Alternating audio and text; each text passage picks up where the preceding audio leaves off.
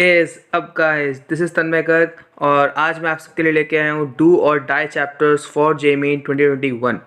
जैसा कि आप सब लोग जानते हैं कि जे मेन 2021 में ओनली 1 मंथ बचा है, ठीक है, यानी 30 डेज भी नहीं है अगर हम गिने ढंग से तो, ठीक है, उससे कम ही है हमारे पास। तो अब हम चाहते हैं कि इस एक महीने में हम कुछ ऐसे चैप्टर्स देख लें कि जिससे हमारा एटलीस्ट कट ऑफ क्लियर हो जाए, ठीक है, जिसके लिए हम जेईई एडवांस के लिए एप्लीकेबल हो जाएं, ठीक है। तो मैं आपको कहना चाहूँगा इस लेक्चर को स्टार्ट करने से पहले कि आप ये चैप्टर्स पूरे करें, ठीक है। ये बहुत ही छोटे चैप्टर्स हैं, तुम यार इनको एक एक दिन दो दो दिन भी बैठोगे तो अपने आप पूरे हो जाएंगे, ठीक है। इनमें से कुछ बिल्कुल मत छोड़ना, ठीक है, इनमें से तो ये सारे करने ही हैं तुम्हें, ठीक है। तो बिना किसी देरी के चलो स्टार्ट करते हैं, ठीक है।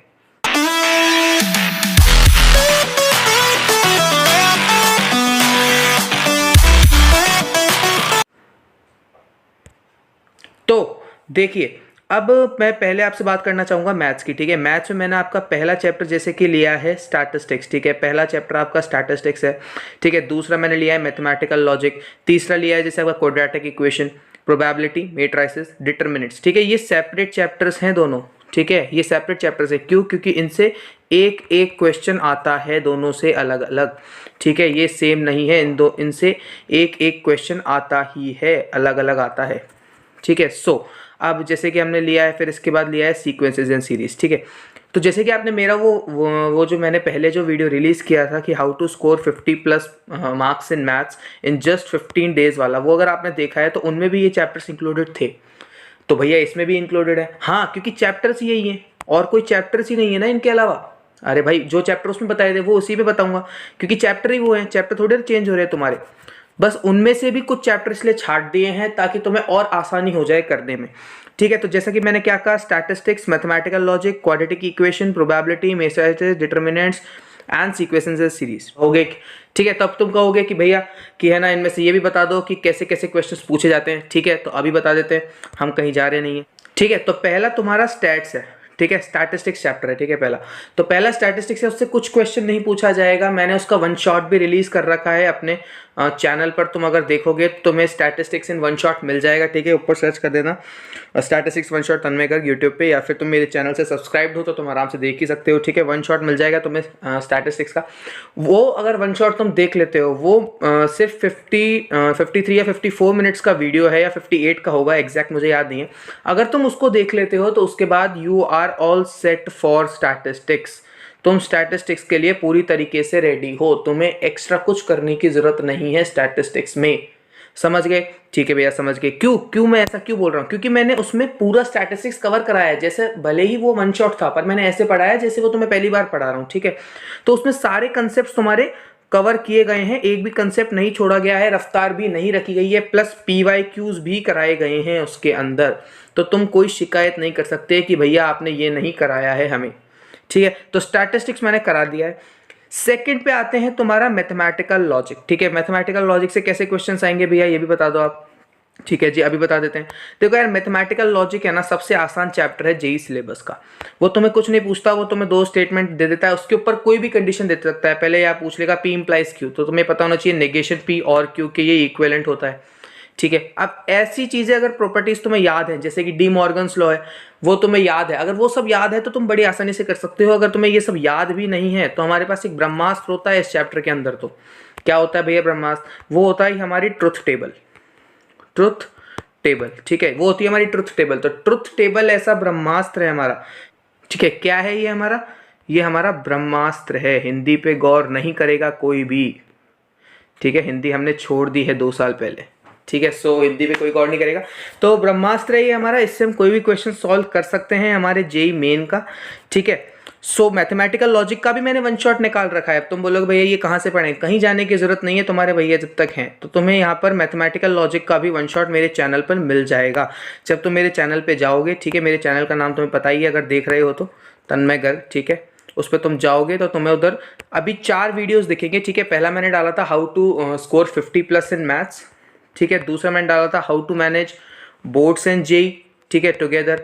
और तीसरा मैंने डाला था स्टैट्स का 1 शॉट, और चौथा डाला है मैथमेटिकल लॉजिक का 1 शॉट। तो ये सब अगर तुम देख लेते हो तो स्टैट्स और मैथमेटिकल लॉजिक में you will be all set, तुम्हें एक्स्ट्रा कुछ करने की ज़रूरत नहीं है, क्योंकि इन दोनों के अंदर थ्योरी भी है, ठीक है, प्लस इंपॉर्टेंट कंसेप्ट्स भी हैं पूरे, एक भी नहीं छोड़ा है, प्लस PYQs भी हैं, ठीक है। तो तुम इन्हें देख लेते हो तो you are all set for JEE Mains 2021।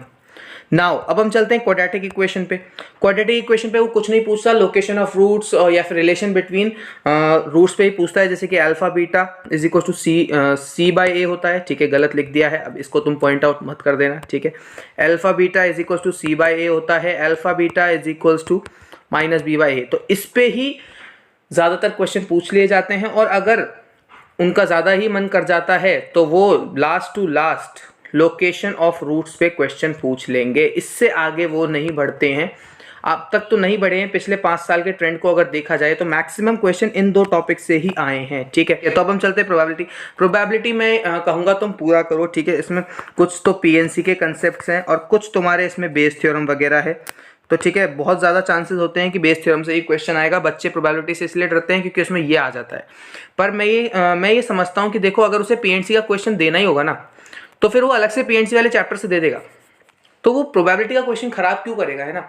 इसलिए मैं ये समझता हूँ कि जहाँ तक है वो बेस थ्योरम पे ही देगा, या तुम्हें टोटल थ्योरम ऑफ प्रोबेबिलिटी, मतलब प्रोबेबिलिटी के जो इंडिपेंडेंट कंसेप्ट्स हैं उन्हीं पे वो ये क्वेश्चन तुम्हें देने वाला है, ठीक है। तो प्रोबेबिलिटी भी तुम कर लोगे, ये 2 दिन का कंटेंट है। अगर तुम इसे बहुत ही अच्छे से मास्टर करना चाहते हो तो प्रोबेबिलिटी भी हो गया। मेट्राइसिस एंड डिटर्मिनेंट्स दोनों मिला के 2 days ओनली, तुम्हें कुछ नहीं करना है। मेट्राइसिस एंड डिटर्मिनेंट्स में मैं तुम्हें बता देता हूँ तुम्हें क्या करना है, ठीक है।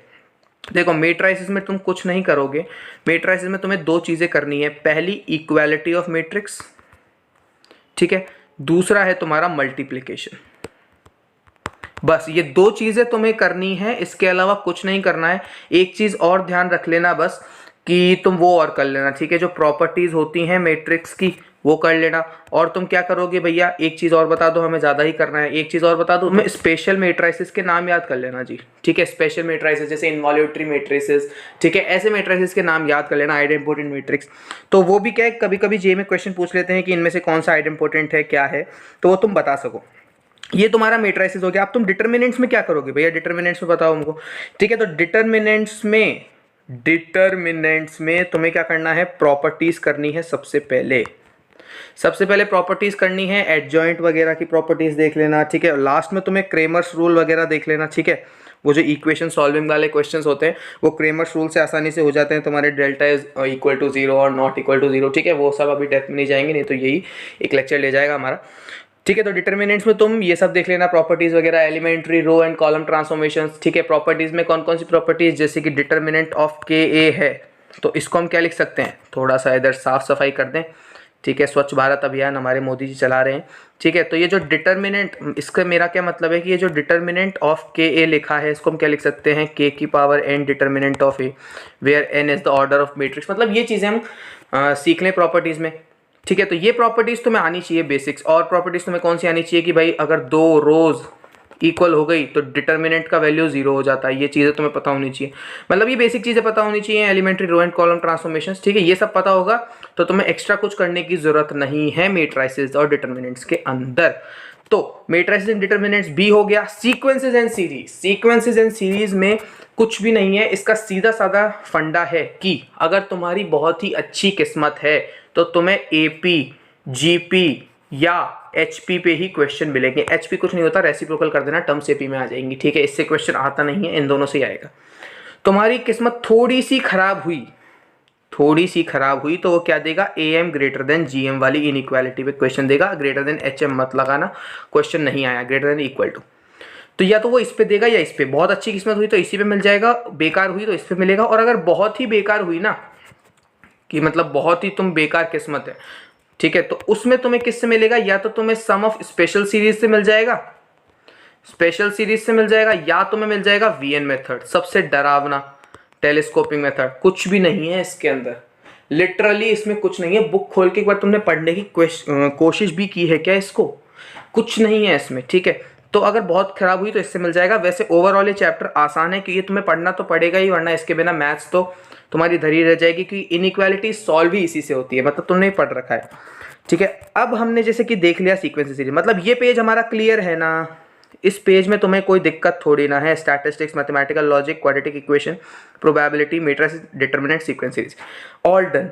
ठीक है, अब हम चलते हैं हमारे नेक्स्ट पेज पे जो है हमारा sets relation, differential equation, differentiation, vector, 3D, PNC.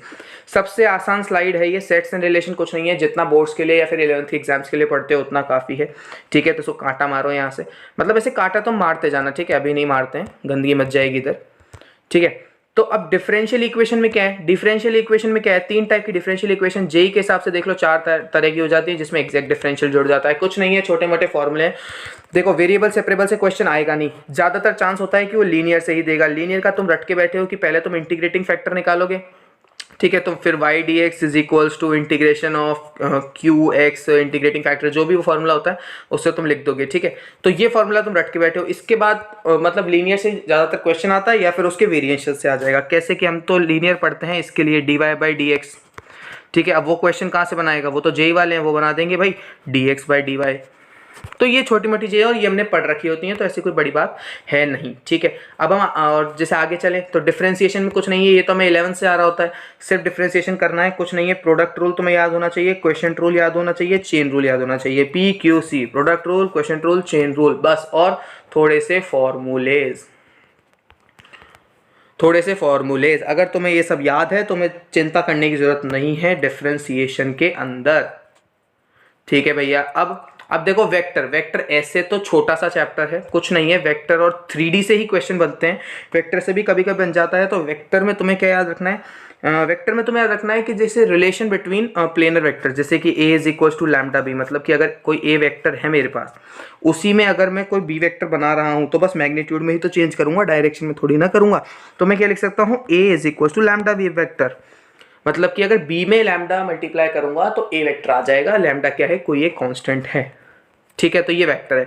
3D में बस कुछ नहीं है, 3D में तुम्हें सिर्फ फॉर्मूलेज याद करने हैं। 3D में सिर्फ फॉर्मूलेज याद कर लेना कि image of point from plane, ठीक है, image of point from line और मिरर इमेज निकालते हैं जैसे कि। ठीक है, तो वो सब तुम इसमें देख लेना। 3D में बहुत ही आसान चैप्टर है। ठीक है, लेंदी है मैं मानता हूँ, पर आसान है। आसान करना है हमें, लेंदी हमें कोई दिक्कत ही नहीं है। बड़े बड़े तो हम बचपन से करते आ रहे हैं। 10th क्लास में SST पढ़ी थी तो उसमें बड़ा बड़ा ही छापते थे सब। ठीक है, तो वेक्टर एंड 3D इसको मैं दिया 2 दिन। ठीक है, तो इनको तुम 2 दिन में निपटा सकते हो। अब हम देखते हैं पीएनसी।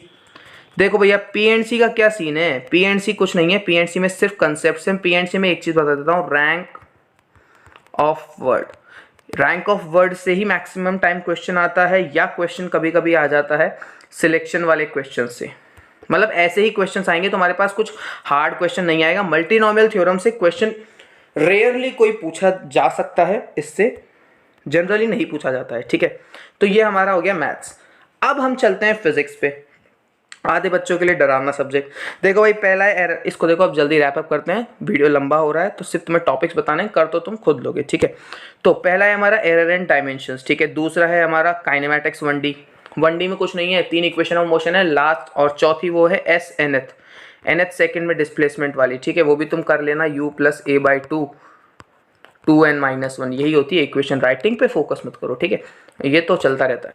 तो यही होती है वो इक्वेशन चौथी जो तुम्हें याद करनी है इसके अंदर, और कुछ भी नहीं है इसके अंदर। ठीक है, अब हम देखें रिलेटिव मोशन। रिलेटिव मोशन बहुत आसान है। ठीक है, रिवर्स स्विमर प्रॉब्लम्स, या फिर जो तुम्हारी हो गई रिवर्स स्विमर या बोट प्रॉब्लम्स जो तुम उसे कहना चाहो। ठीक है, और रेन मैन वाली प्रॉब्लम्स। ठीक है, रेन मैन वाली प्रॉब्लम्स, अम्ब्रेला वाली प्रॉब्लम्स, जो भी तुम उसे कहना चाहो वही तुम्हारा रिलेटिव मोशन में आता है। प्रोजेक्टाइल मोशंस में कुछ नहीं है, बस तुम्हारे छोटे मोटे फॉर्मूले हैं प्रोजेक्टाइल मोशन में। ठीक है, अब हम चलते हैं एनएलएम पे। एनएलएम भी बहुत ही आसान चैप्टर है, इसमें तुम्हें एफबीडी वगैरह आना चाहिए, फोर्सेस बैलेंस करना आना चाहिए। ठीक है, ये सब ने 11th में पढ़ा होता है, इसलिए मैं कह रहा हूँ ये बहुत ही आसान चैप्टर है। 1 से 2 दिन में तुम इसे कर सकते हो आराम से। ठीक है, अब हम चलते हैं थर्मोडी पे। ठीक है, थर्मोडी अगर तुम कर लेते हो तुम्हें 2 जगह फायदा हो जाएगा थर्मोडी से। एक तो तुम्हारा फिजिक्स में होगा ही होगा, एक तुम्हारा केमिस्ट्री में फायदा हो जाएगा। ठीक है, थर्मोडी और केटीजी दोनों ऐसी चीजें हैं जो फिजिक्स केमिस्ट्री दोनों में है, तो ये तुम आराम से कर सकते हो। इसमें कुछ हार्ड नहीं है, मतलब ऐसा कुछ हार्ड नहीं है जो तुम कर ना पाओ। ठीक है, करंट इलेक्ट्रिसिटी हमने 10th में भी पढ़ा होता है, इसके लिए हमें किसी और मतलब चैप्टर का प्री रिक्विजिट नहीं चाहिए, मतलब कोई और नॉलेज नहीं चाहिए किसी भी चैप्टर का इसको पढ़ने के लिए। It is a independent chapter. ठीक है, तुम इसको भी कर ही सकते हो आराम से 1 से 2 दिन के अंदर। KCL KVL वगैरह ही है, आसान है बहुत। सर्किट सॉल्विंग वगैरह।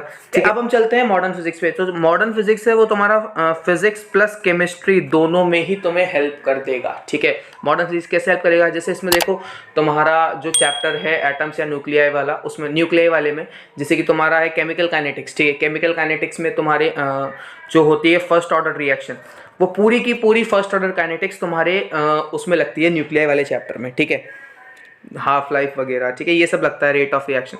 ठीक है, तो ये एक तरीके से हेल्प कर रहा है। एक है तुम्हारा जो इसमें एटॉमिक स्ट्रक्चर है, बोर्स मॉडल, रदरफोर्ड मॉडल, वो पूरा तुम्हारा लगता है केमिस्ट्री के अंदर। एक सेपरेट चैप्टर है एटॉमिक स्ट्रक्चर, तो वहाँ पे भी तुम्हारा ये चैप्टर काम आ रहा होता है सेमी मॉडर्न फिजिक्स। ठीक है, तो मॉडर्न फिजिक्स कर लोगे, फिजिक्स केमिस्ट्री दोनों में ही हेल्प हो जाएगी। और मॉडर्न फिजिक्स तो सबसे आसान है, बिल्कुल तुम्हें टाइम नहीं लगेगा, 4 से 5 दिन में पूरी मॉडर्न फिजिक्स कवर कर सकते हो, क्योंकि इसमें 4 से 5 चैप्टर भी आते हैं। ठीक है, लास्ट हमारा बचता है एक सेमीकंडक्टर। सेमीकंडक्टर भी बहुत ही आसान है, जनरली डायोड पे पूछता है, वो भी पीएन जंक्शन डायोड पे। तो तुम उसी पे ही थ्योरी अगर उसकी पढ़ोगे, एक दिन में ही थ्योरी इसकी कंप्लीट हो जाएगी, आराम से कर सकते हो। कम्युनिकेशन सिस्टम भी बहुत आसान है, बोर्ड के सिलेबस में है नहीं, तो सिर्फ जेई के लिए पढ़ना है, आधा दिन तुम इसे दे सकते हो, एक दिन दे दोगे तो बहुत मेहरबानी हो जाएगी इस चैप्टर पे। मैग्नेटिज्म मैटर भी बहुत ही आसान चैप्टर है। मैग्नेटिज्म मैटर में क्या है, तुम्हारा अर्थ मैग्नेटिज्म पूछता है, वो बार मैग्नेट वगैरह पूछता है। ठीक है, तो वही सब चीज़ें इसमें भी ले देके वो तुम इसमें आराम से कर सकते हो। इलेक्ट्रोस्टैटिक्स मैंने क्यों लिया है यहाँ पर, वो इसलिए लिया क्योंकि हम साल के शुरुआत में बहुत ही जोश में पढ़ते हैं कि जेई की तैयारी, 11th बर्बाद हो गया तो अब 12th सब आ रहेंगे, तो बहुत ही जोश से पढ़ते हैं। तो ये सबने अच्छे से पढ़ा होता है, फर्स्ट वाला चैप्टर चार्जेस एंड फील्ड्स वाला, तो वो मैं यहाँ पे कंसिडर कर सकता हूँ। नहीं करना चाहो तो यहाँ से तुम ये चैप्टर डिलीट भी कर सकते हो, कोई ऐसा मेजर इशू नहीं है। ठीक है, रे और वे ऑप्टिक्स, पूरे ऑप्टिक्स, ज्योमेट्रिकल ऑप्टिक्स और वेव ऑप्टिक्स। ठीक है, ज्योमेट्रिकल ऑप्टिक्स जिसको तुम रे ऑप्टिक्स बोलते हो, ये दोनों तुम करो, ये जरूर करो, क्योंकि ये बहुत ही आसान चैप्टर है। इनसे एक एक 2 क्वेश्चंस आते ही आते हैं। ये तुम्हारे कंफर्म मार्क्स हैं, कंफर्म 8 मार्क्स हैं तुम्हारे, इससे एक भी क्वेश्चन नहीं छूटेगा तुम्हारा। ठीक है, तो रे और वेव ऑप्टिक्स हमारा हो गया। अब हम चलते हैं केमिस्ट्री पे। ठीक है, फिजिक्स हो गई, मैथ्स हो गई, हमने फुल फाड़ दिया है। अब हम जा रहे हैं केमिस्ट्री पे। केमिस्ट्री के टॉपिक जल्दी से देख लो यार। देखो, मोल कंसेप्ट बहुत आसान है। मोल कंसेप्ट तुम्हारा हद से ज़्यादा आसान है, इसमें तुम्हें कुछ नहीं करना है। ठीक है, स्टोकियोमेट्री थोड़ी बहुत आनी चाहिए, लिमिटिंग रिएजेंट वाले क्वेश्चंस। ठीक है, वही सब इसमें आ गया। गैसियस स्टेट कुछ नहीं है। गैसियस स्टेट में मैं बता देता हूँ कहाँ से पूछेगा, या तो आइडियल गैस इक्वेशन से पूछेगा, ग्राफ वगैरह से पूछता है कि ये दे दिया तुम्हें 1 2 3 P1 P2 P3, कौन सा ज़्यादा है कौन सा कम है, तो वो तुम स्लोप निकाल के देख लोगे इसकी। ठीक है, और अगर तुम्हें रियल गैस से वो पूछता है तो रियल गैस से वो पूछेगा वेरिएबल से, ए और बी जो उसके वेरिएबल्स थे। ठीक है, high low pressure high temperature, या हाई प्रेशर लो टेम्परेचर, ऐसे करके कोई क्वेश्चन पूछता है, तो वो तुम इस पे जनरली आसान मतलब आंसर कर सकते हो, ये आसान ही रहते हैं हमारे लिए। पीरियोडिक टेबल में कुछ नहीं है, तुम्हें ट्रेंड्स वगैरह याद होने चाहिए, एटॉमिक साइज कैसे बढ़ता है कैसे घटता है, आयनाइजेशन एनर्जी कैसे घटती है कैसे बढ़ती है, इलेक्ट्रोनेगेटिविटी किसकी हाई होती है। एक्सेप्शन जरूर देख लेना इसमें, वैसे एक्सेप्शंस कुछ होते नहीं है, फिर भी मतलब जो जनरल ट्रेंड को फॉलो नहीं करते वो जरूर देख लेना। ठीक है, अब हम चलते हैं केमिकल बॉन्डिंग पे। तो केमिकल बॉन्डिंग में तुम्हें मस्ट है हाइब्रिडाइजेशन निकालना आना चाहिए। हाइब्रिडाइजेशन अगर निकालना तुम्हें आता है तो तुम्हें मैक्सिमम क्वेश्चन केमिकल बॉन्डिंग के बन जाते हैं। ठीक है, फिर इसमें हाइड्रोजन बॉन्डिंग एक मेजर पॉइंट है, वो तुम आप कर सकते हो आराम से। मतलब इसमें कुछ हार्ड है ही नहीं इन चैप्टर्स में, ये हमने 11th में जोश में पढ़े होते हैं तो हमें याद होते हैं। सॉल्यूशंस है, 12th का चैप्टर है, बोर्ड के लिए भी पढ़ा होगा, इसमें कुछ नहीं है। ठीक है, सॉल्यूशंस बहुत ही आसान चैप्टर है, तुम्हारे 2-3 लॉज है इसमें, बस तुम्हें हेनरीज लॉ वगैरह सब यही याद करना है। एक तुम्हारा वैन हॉफ फैक्टर ले दे के, वो 2-3 चीजें ही हैं जो तुम इसमें करोगे तो आसान है। इलेक्ट्रोकेमिस्ट्री भी तुम्हारा बहुत ही आसान है। लास्ट में तुम्हारा एक लॉ है कॉलरॉश लॉ। ठीक है, वो उससे ज़्यादातर क्वेश्चन बन जाते हैं इलेक्ट्रो केमिस्ट्री में, तो उससे ज़्यादा क्वेश्चन बनते हैं, जैसे कि weight is equal to Z into E वाला जो होता है कि हमारा कितना मास डिपॉजिट हुआ इसके इलेक्ट्रोलाइसिस में, तो उससे ज़्यादा क्वेश्चन बनते हैं हमारे। तो मतलब इसमें कुछ हार्ड है ही नहीं इलेक्ट्रोकेमिस्ट्री वगैरह में। ठीक है, अब हम नेक्स्ट पे चलें तो हमारे biomolecules, polymers, chemistry in everyday life, environmental chemistry. ये 4 चैप्टर ऐसे हैं जिनको तुम चारों को 2 दिन में कर सकते हो। एक एक पेज के चैप्टर हैं ये। ठीक है, नोट्स निकाल के बैठोगे, एक एक पेज लगेगा, या एनसीईआरटी से ही रीडिंग मार लेना। ठीक है, एनसीईआरटी नहीं छूटनी चाहिए। एनसीईआरटी से ही अगर तुमने रीडिंग मार ली तो तुम आराम से इसमें एक्सेल कर सकते हो। ठीक है, एनवायरमेंटल केमिस्ट्री में क्या पूछेगा, वो ओजोन डिप्लेशन पूछ लेगा, ले दे के वो एसिड रेन पूछ लेगा, कुछ हार्ड एंड फास्ट इसमें आता ही नहीं है। अब हम चलते हैं थोड़ा इनऑर्गेनिक ऑर्गेनिक की तरफ, जो बच्चों को थोड़ी हार्ड लगती है। तो मैं कहना चाहूँगा तुम जीओसी वगैरह तो आराम से कर ही लेना। ठीक है, जीओसी में ऐसा कुछ हार्ड नहीं है। ठीक है, कौन सा ज़्यादा एसिडिक है कौन सा ज़्यादा बेसिक है वो तुम कर लेना। एल्काइल हैलाइड सबसे आसान चैप्टर है ऑर्गेनिक केमिस्ट्री में, वो ज़रूर देख लेना। इसके बाद केमिकल काइनेटिक्स हमारा वहाँ छूट गया था, इसलिए मैंने इसको यहाँ मेंशन कर दिया है। केमिकल काइनेटिक्स कर लोगे तो फिजिक्स में वहाँ फ़ायदा हो जाएगा न्यूक्लियर वाले चैप्टर में। तो मतलब ये इंटरकनेक्टेड ही है। तो अब मैंने आपको बता दिया, अब हम जरा यहाँ पे मार्क्स गिन लेते हैं कितने हुए फाइनल टच के लिए। ठीक है, मार्क्स अगर हम गिनने जाएंगे, देखो इसके गिनो 2 स्टैटिस्टिक्स में, +2 मैथमेटिकल लॉजिक 4, क्वाड्रेटिक इक्वेशन 6, 8, 10, 12। अच्छा 2-2 क्यों गिन रहे हैं? हाँ गलत हो गया भैया, 2-2 नहीं 4-4 मार्क्स गिनो ना। तो 4 + 4 8 + 4 16 + 4 20 + 4 24 + 4 28। ठीक है, इनसे कभी कभी एक ही क्वेश्चन आता है तो हम 24 मान के चलते हैं।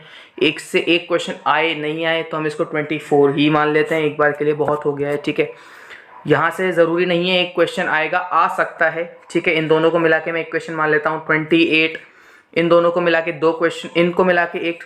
ठीक है, स्पेसिफिकली डिफ्रेंसिएशन पे आना बहुत रेयर होता है पर तुम्हें आना चाहिए।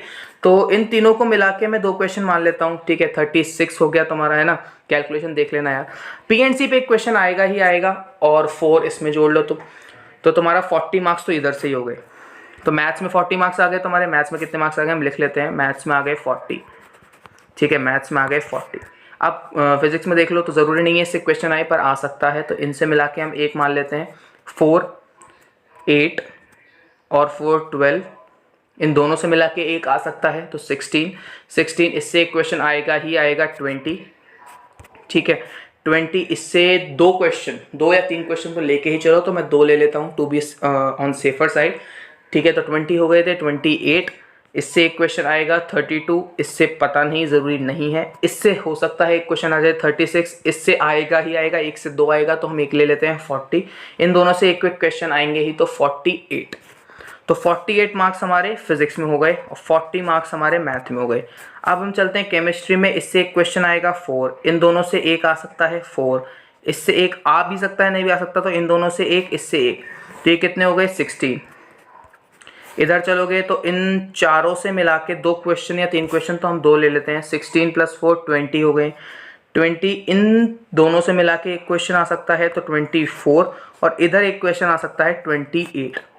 केमिस्ट्री में कम मार्क्स बने हैं हमारे, कोई बात नहीं, तो 28 इन केमिस्ट्री। अब तुम टोटल लगाओ, मैथ्स में 40, फिजिक्स में तुम्हारे कितने थे? देखो फिजिक्स में तुम्हारे मैथ्स में 40, फिजिक्स में शायद हमारे 48 बने थे ना, 48, और इसमें 28, 40 + 48 + 28, 40 40 80, 80 और 20 100 और 16 116 मार्क्स।